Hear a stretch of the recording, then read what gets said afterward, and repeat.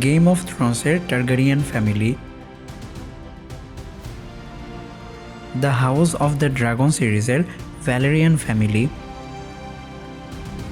এছাড়াও the rings of power সিরিজের ইলভসদের সাথে আমরা কম বেশি সবাই পরিচিত। এদের সাদা চুলের মুগ্ধতা হয়তো আমাদের সবাইকেই ছুঁয়েছে। সেই মুগ্ধতায় বুঁদ হয়েই হয়তো জেইন মালিক, জাস্টিন বিবার, এমনকি কোরিয়ান আর্টিস্টরাও গা ভাসিয়ে আসছে সে অনেক কাল আগে থেকেই। সেই থেকেই অনুপ্রাণিত হয়ে আমাদের দেশীয় মহান ইনফ্লুয়েন্সার জনগোষ্ঠী আমাদেরকে রীতিমতো মুগ্ধতার সাগরে ভাসিয়ে যাচ্ছেন প্রতিনিয়ত।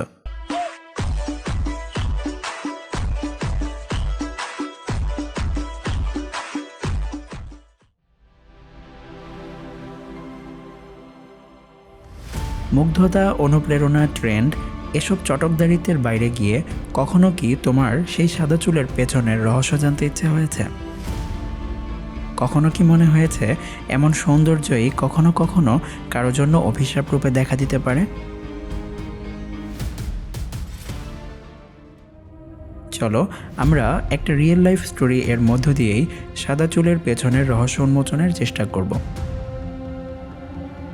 বাংলাদেশের যশোরে জন্মানো একটি ছোট্ট মেয়ে আফিয়া, মা মনিরা খাতুন, বাবা মোজাফফর হোসেন। সাদা চুল আর ধবধবে ফর্সা চামড়ার ফুটফুটে কন্যা সন্তান জন্মদানের অপরাধে বাবা মোজাফফর হোসেন আফিয়ার মা মনিরা খাতুনকে ডিভোর্স দেয়। গ্রাম্য বিচারে ডিএনএ টেস্টের মাধ্যমে সন্তানের পিতৃত্ব যাচাই করার সিদ্ধান্ত হয়। এরপরও মোজাফফর হোসেন তার স্ত্রী মনিরা খাতুনের সাথে থাকতে নারাজ।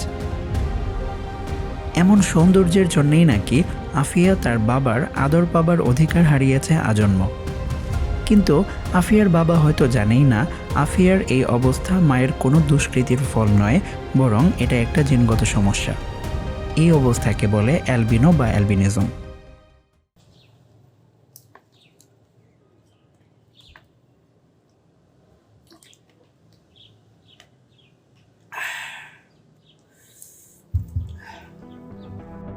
অ্যালবিনো বা অ্যালবিনিজম হলো একটি জেনেটিক বা জন্মগত অবস্থা যেখানে শরীরের রং তৈরির ক্ষমতা কম বা একেবারেই থাকে না।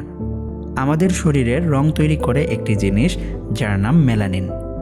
অ্যালবিনো হলে মেলানিন বানানোর জিনে ত্রুটি থাকে, এজন্য শরীর ঠিকভাবে মেলানিন বানাতে পারে না, ফলে গায়ের রং তৈরি হয় না, এজন্য এমন ফ্যাকাশে বর্ণ ধারণ করে।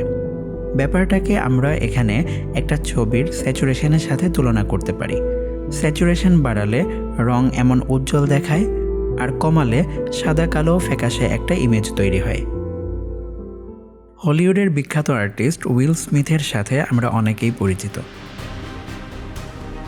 যাকে আমরা দ্য ওয়াল্ট ডিজনি এর আলাদিন মুভিতে দৈত্যের অভিনয় করতে দেখি। এছাড়াও পারসুট অফ হ্যাপিনেস মুভিতে তাকে আমরা লিড ক্যারেক্টার হিসেবে দেখতে পাই। তার একটা কাল্পনিক অ্যালবিনিজম প্রেজেন্স দেখলেই হয়তো এই কালারলেসনেসের ব্যাপারটা আরেকটু বেশি অনুভব করতে পারবো। এছাড়াও বিখ্যাত মুভি ট্রয়তে অ্যাকিলিসের চরিত্রে অভিনয় করেন ব্র্যাড পিট। ওনাকেও অ্যালবিনিজম হলে হয়তো এমন দেখাতো। এই ধরনের অ্যালবিনো ক্যারেক্টারের সাথে অনেক মুভিতেও হয়তো আমরা পরিচিত হয়েছি। দ্য ভিঞ্চি কোড মুভিতে সিলাস নামের চরিত্রকে আমরা অ্যালবিনো হিসেবেই দেখতে পাই। শুধু মুভি ক্যারেক্টারেই নয়, রিয়েল লাইফেও বিভিন্ন অ্যালবিনো সেলিব্রিটির সাথে হয়তো আমাদের অনেকেরই পরিচয় আছে। আমাদের আজকের আধুনিক সমাজেও মানুষ অ্যালবিনিজম সম্পর্কে অজ্ঞ, যেই অজ্ঞতার স্বাক্ষর বহন করছে শিশু আফিয়া আর তার মায়ের মানবেতর জীবন। আচ্ছা, তাহলে ইতিহাসে এই রোগের ব্যাখ্যা কেমন ছিল? তখন অবশ্য এর নাম অ্যালবিনো ছিল না নিশ্চয়ই। তখন এদেরকে কি বলে ডাকতো তা জানা নেই, তবে অ্যালবিনো নামের উৎপত্তি ল্যাটিন অ্যালবাস থেকে, যার অর্থ সাদা। বাঙালিরা এই রোগের নামকরণ করলে হয়তো ধলু বা ধলা এই টাইপ কিছু একটা হতো বলে আমার বিশ্বাস। এমন হলে কিন্তু উচ্চারণে বেশ খানিকটা আরামও পাওয়া যেত।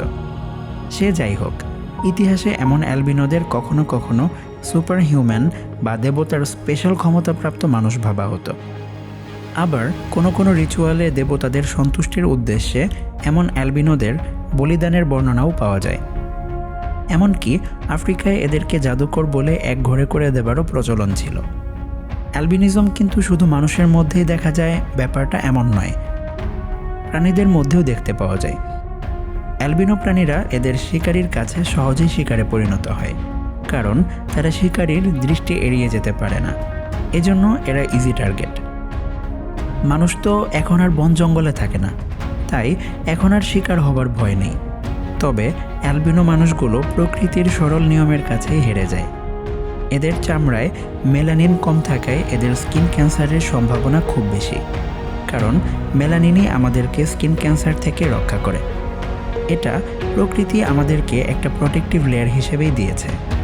এজন্যই কিন্তু কালো বর্ণের মানুষদের স্কিন ক্যান্সার হবার সম্ভাবনা খুবই কম।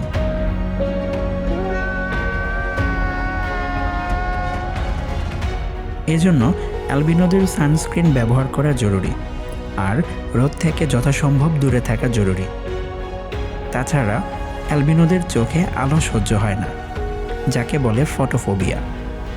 আমাদের স্বাভাবিক চোখে মেলানিনের জন্য কালো বিভিন্ন লেয়ার থাকে, এজন্য আমাদের চোখে অতিরিক্ত আলো শোষিত হয়ে যায়। অ্যালবিনোদের যেহেতু চোখে কালো আস্তরণ থাকে না, তাই চোখে অতিরিক্ত আলো প্রবেশ করলে জ্বালা পোড়া করে, এজন্য সানগ্লাস ব্যবহার করা জরুরি।